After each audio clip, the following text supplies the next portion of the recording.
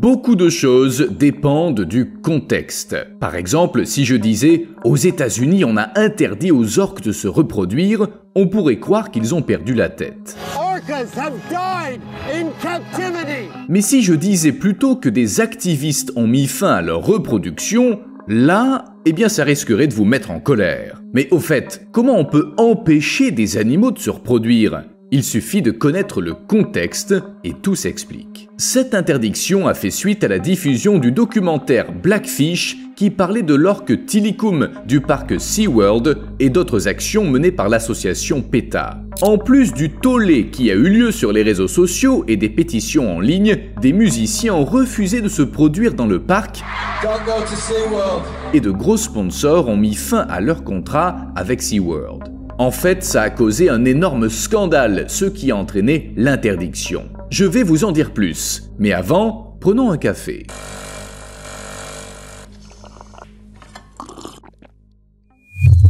Voici un rappel discret de liker la vidéo si vous avez tendance à oublier de le faire. L'impact du documentaire et des autres actions a été impressionnant. Les bénéfices de SeaWorld ont chuté de 84% entre 2014 et 2015 car la fréquentation s'est effondrée. L'entreprise devait réagir et elle a annoncé la fin de l'élevage d'orques en captivité. C'est ce dont je vous parlais au début. SeaWorld a assuré que le programme d'élevage serait immédiatement arrêté et que la génération actuelle d'orques serait la dernière. Mais pourquoi ce programme existait? On pourrait croire que c'était pour augmenter la population d'orques, aider l'environnement, la faune sauvage, mais non. En vérité, la plupart des orques de SeaWorld, maintenus en captivité toute leur vie, y étaient nés. Le seul objectif de ce programme était d'obtenir encore davantage d'orques pour proposer toujours plus de spectacles. C'est tout. Personne n'avait l'intention de relâcher un jour des orques dans la nature.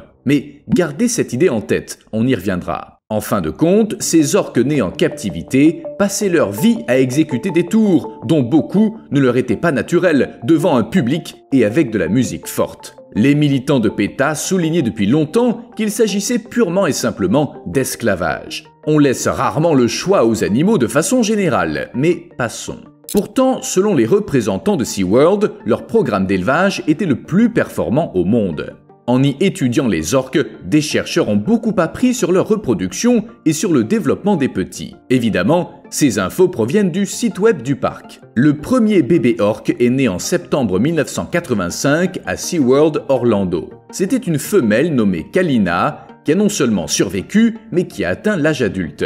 Kalina a été la première orque née, élevée et devenue adulte dans un zoo. En février 1993, à SeaWorld San Antonio, Kalina a donné naissance à un petit, la première orque de deuxième génération née dans un aquarium. Pendant toute la durée du programme, plus de 30 petits sont nés et sont devenus adultes à SeaWorld. Ainsi, si l'on y pense, cet élevage d'orques en captivité a permis de mieux comprendre le fonctionnement de ces animaux. De plus, les experts de SeaWorld ont mis au point des méthodes d'insémination artificielle. C'est une technique assez classique. On extrait et on place le matériel génétique du mâle dans l'appareil reproducteur de la femelle. Les experts de SeaWorld ont mis au point une méthode de fécondation intra-utérine à l'aide d'instruments médicaux spécialisés. Ils ont également découvert comment collecter et stocker le matériel génétique mâle pour l'utiliser au bon moment et ils ont appris à déterminer ce moment avec précision. Des vétérinaires suivaient les niveaux d'hormones des femelles au quotidien en collectant des échantillons d'urine. Grâce à des échographies des ovaires, il était possible de savoir quand les femelles étaient prêtes pour la fécondation. Ces informations aidaient les experts à déterminer le moment idéal pour introduire le matériel génétique. On peut le dire, un travail énorme a été accompli. Un travail énorme qui avait de l'importance. Ne serait-ce que parce que sans insémination artificielle, il aurait fallu transporter des orques par avion entre les différents parcs SeaWorld, et souvent. Tout ça pour accoupler différentes femelles et mâles dans l'espoir que ça fonctionne, ce qui aurait coûté une fortune et aurait soumis les animaux à un stress considérable. Après un voyage en avion, et a fortiori plusieurs, on n'a pas la tête à se reproduire. Grâce à ces recherches, au lieu de transporter des orques adultes d'un parc à l'autre, il suffit d'expédier du matériel génétique. Aucun avion spécial n'est nécessaire. Bien entendu, le maintien d'orques en captivité et leur reproduction à seule fin d'obtenir de nouveaux animaux de cirque n'est pas à encourager. Mais le problème est plus compliqué qu'il n'y paraît à première vue. Le programme de reproduction en captivité a été arrêté, mais les orques ont maintenant des problèmes de reproduction dans la nature. Pas toutes bien sûr, mais certaines populations inquiètent sérieusement les scientifiques. Par exemple, 65% des grossesses au sein de la population d'orques résidentes du Sud se sont soldées par des fausses couches précoces. On peut le déterminer en prenant des photos aériennes comme celle-ci. Sur la photo, on peut voir la même femelle. À gauche, elle est gravide en septembre 2021 et à droite, elle ne l'est plus en février 2022. Mais il n'y a pas de petit avec elle, ce qui signifie que la grossesse n'est pas allée à terme. 65% est un taux très élevé de fausses couches. Ça peut empêcher la population de se reconstituer, car dans l'idéal, une femelle devrait donner naissance à 5 ou 6 petits au cours de sa vie. Ainsi, la population peut se maintenir même en cas de perturbations extérieures. Les chercheurs qui observent ce groupe ont constaté que plusieurs femelles en âge de procréer n'avaient jamais eu de descendance. Et il est peu probable qu'elles aient décidé de ne pas avoir de petits parce que, par exemple, elles voulaient se concentrer sur leur carrière. Ainsi, les femelles de cette population n'ont aucun petit pendant 8 à 16 ans, et parfois plus, ce qui est très long. Les chercheurs estiment que ces orques sont si peu nombreuses et que leur reproduction est si peu active que leur nombre ne cessera de diminuer. Elles courent tout droit à l'extinction. Les chercheurs ont au fait une idée de la raison pour laquelle ça se produit. Et c'est le manque de nourriture. Les orques se nourrissent surtout de saumon de chinook, une espèce de saumon. Mais les barrages construits sur les rivières où ces saumons se reproduisent, la pollution et autres problèmes créés par l'homme conduisent à l'extinction de ces poissons. Moins de nourriture signifie des orques plus maigres. Et quand on est affamé, on n'a pas la tête à faire des bébés. Mais revenons-en à SeaWorld. En 2016, lorsque la dernière orque est née dans le parc, c'était aussi la dernière occasion d'étudier comment les femelles orques transmettent des toxines à leurs petits par le biais de leur lait. Vous saviez ça? Et moi non plus. Les océanologues affirment qu'avec la fin du programme d'élevage d'orques, ils perdront des occasions cruciales d'engranger des connaissances qui auraient permis d'aider les orques sauvages. En l'absence de nouvelles naissances, les populations d'orques de SeaWorld vont diminuer. Et les chercheurs ne pourront plus recueillir de données sur leur santé et effectuer d'autres observations, telles que par exemple prise de sang, mesure de la fréquence cardiaque et du volume pulmonaire et étude du régime alimentaire et de la croissance. Entre nous, on peut comprendre les chercheurs, obtenir ce genre de données dans la nature est pratiquement impossible. Avec le temps, il ne restera dans le parc que des orques âgés, ce qui ne permettra pas de procéder à des études exhaustives. Les chercheurs insistent sur ce point, SeaWorld leur procurait des conditions uniques qui n'existent nulle part ailleurs dans le monde. Enfin, il y a des orques en captivité ailleurs, comme au Canada, au Japon et en Europe, mais il est plus difficile d'y avoir accès. À ce stade, certains d'entre vous doivent se demander pourquoi ne pas relâcher dans la nature les orques nées à SeaWorld. Ça ne serait que justice. Certes, elles sont nées dans le parc, mais elles méritent d'être libres. Si vous vous posez cette question, sachez que vous n'êtes pas seul. SeaWorld est souvent critiqué pour ne pas relâcher les orques.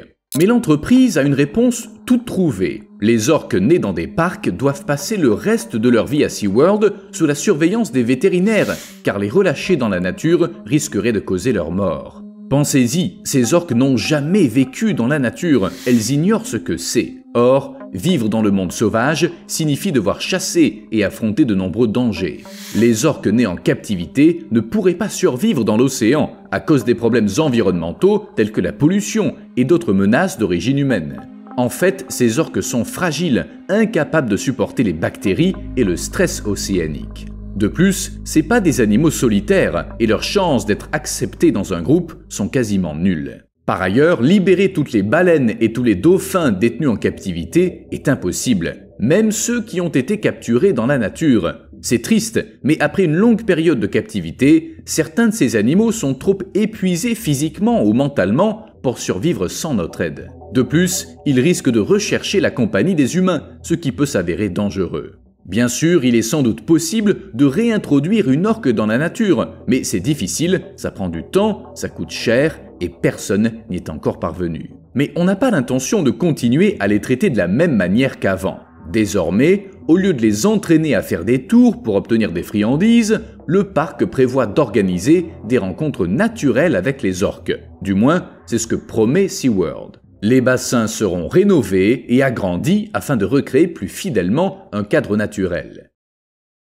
Cependant, certains écologistes n'étaient pas favorables à l'idée d'agrandir les bassins. Lorsque SeaWorld a annoncé son intention, la commission côtière de Californie était censée voter pour ou contre la proposition.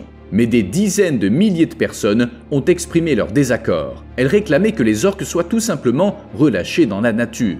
La proposition a suscité un intérêt record, à tel point que le vote a dû se tenir dans un immense centre de conférence. L'événement a rassemblé plusieurs centaines d'opposants et de partisans de l'extension des bassins, dont plusieurs célébrités. Parmi les intervenants, il y avait par exemple Pamela Anderson.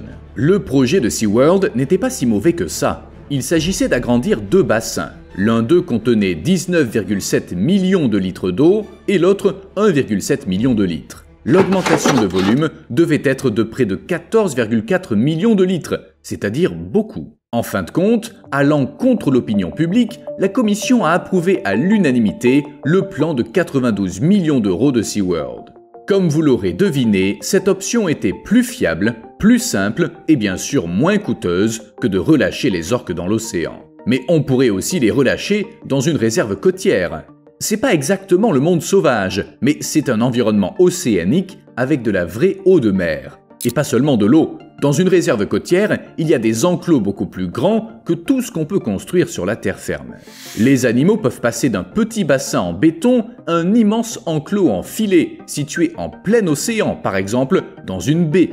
C'est 100 fois plus grand que n'importe quelle enceinte en béton.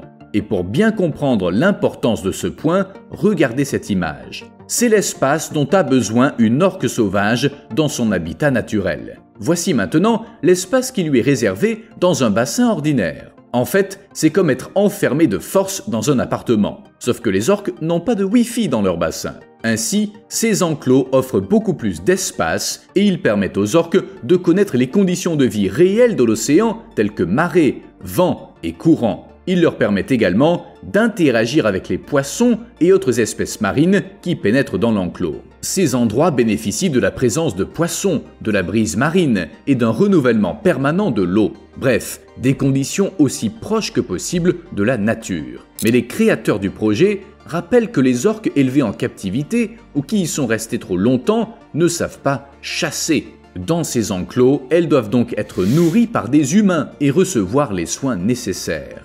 Grâce à la liberté, les orques ont plus d'espace et elles ne souffrent pas de l'ennui et du stress. Tout le monde y trouverait son compte, même les chercheurs, à condition qu'ils soient autorisés à y étudier les orques, comme ils le faisaient à SeaWorld. Après tout, il est possible de le faire dans de tels enclos. Parfois, certaines orques peuvent même être relâchées dans la nature à partir de ces réserves si l'on est sûr qu'elles pourront survivre. Mais il faut leur donner la possibilité de revenir. Certaines d'entre elles ne parviendront pas à se débrouiller sans aide. Ce plan n'a qu'un seul inconvénient. SeaWorld n'a pas l'intention de construire de tels enclos, du moins pour l'instant. Mais on prévoit d'en ouvrir au Canada, en Islande et en Grèce, et j'espère vraiment que tout se passera bien. Bien, j'attends maintenant vos réflexions dans les commentaires. Et pensez à laisser un like si vous avez regardé du début à la fin. À plus.